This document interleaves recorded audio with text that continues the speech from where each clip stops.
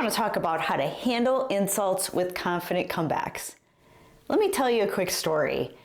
A few years ago, I was in a meeting where someone, let me call him Bob, decided to take a cheap shot at me in front of the entire team.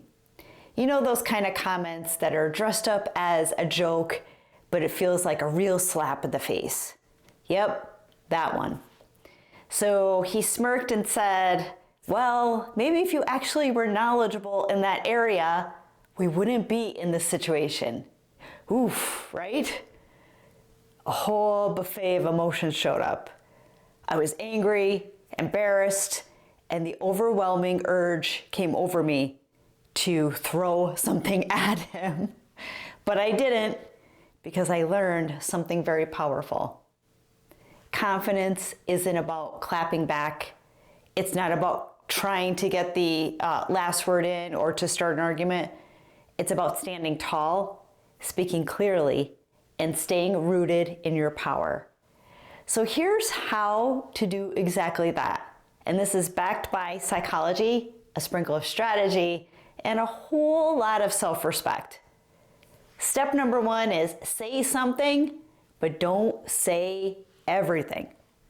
So when someone insults you, your brain goes into full fight or flight mode, right? It's like your emotions take over because you get so angry. And according to a study published in Neuro Report, the amygdala, your emotional response center, it lights up within milliseconds of a perceived threat, including verbal ones. But here's the kicker. The prefrontal cortex, your logic and your reasoning center, it takes only a few seconds to catch up. And that's why blurting out a snarky comeback, it might feel good in the moment, but often it makes things worse. So a pro tip here could be create a power pause.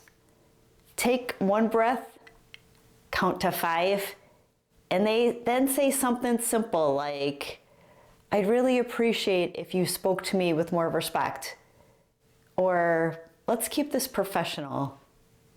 Or something like, that was really uncalled for. Would you like to rephrase that? These statements are confident, they're calm, and they don't escalate the situation. But they also signal that you're not someone to mess with. And that's the most important thing. Step number 2 is let's use body language that says, I'm good. Did you know that 93% of communication is nonverbal? So according to the Albert Meribin's famous study, body language and tone, they carry far more weight than your actual words. So when someone insults you, stand or sit up straight. Good posture equals confidence. And maintaining eye contact without turning it into a death stare also shows that you're confident and that you're listening.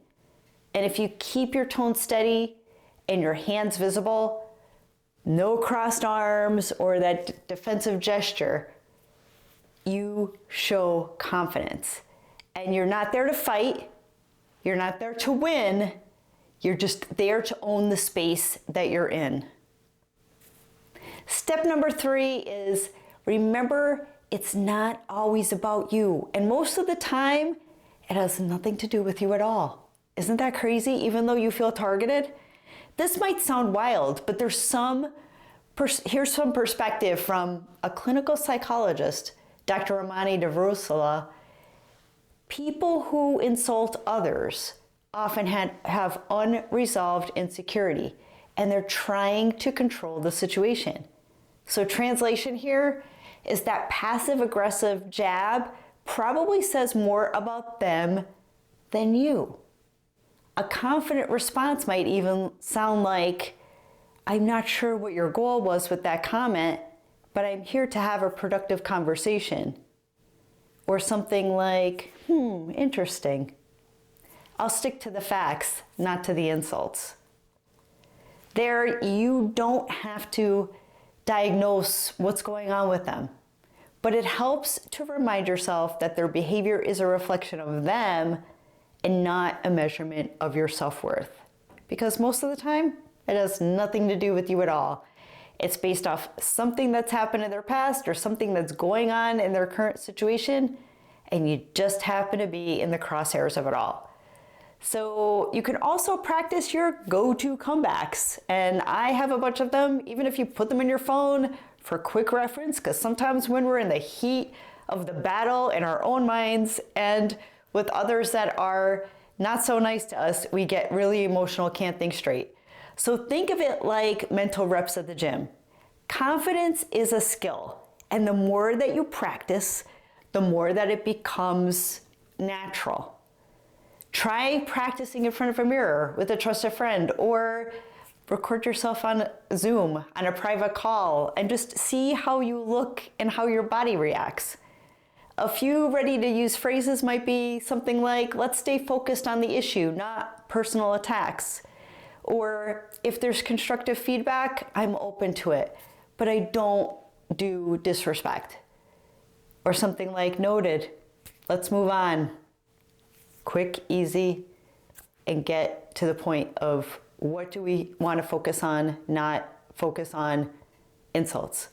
And the statistics don't lie. A Harvard Business School study found that speaking slowly and pausing strategically during confrontation, it increases perceived authority.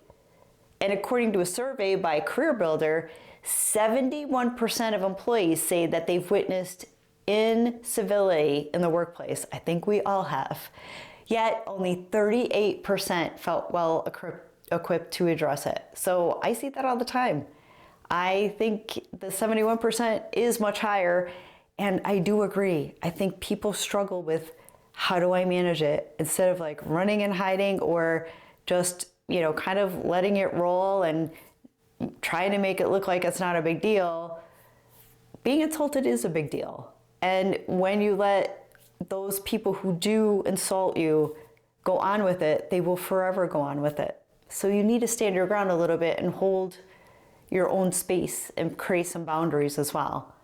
So let's change that. Confidence isn't about being loud. It's about being clear, composed, and unapologetically you. Because you need to be you, right? So standing up for yourself, it doesn't mean it really, stopping someone who is, coming after you and trying to, be at their level, because we don't want to be at their level.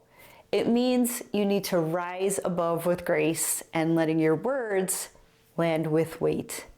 So next time someone tries to dim your light, just remember, you don't need to shout to shine. So let's recap the confident comeback formula.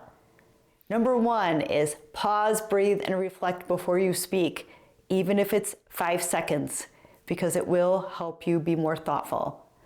Number 2 is speak calmly, speak slowly, and address the behavior, not the person. So don't be accusatory, just express your feelings towards their behavior. Number 3 is stand tall. Your body is part of your message, so utilize your body language. And number 4, keep it moving. Don't dwell on it. Pivot with power. And when in doubt, channel your inner Beyonce and walk away with your head held high.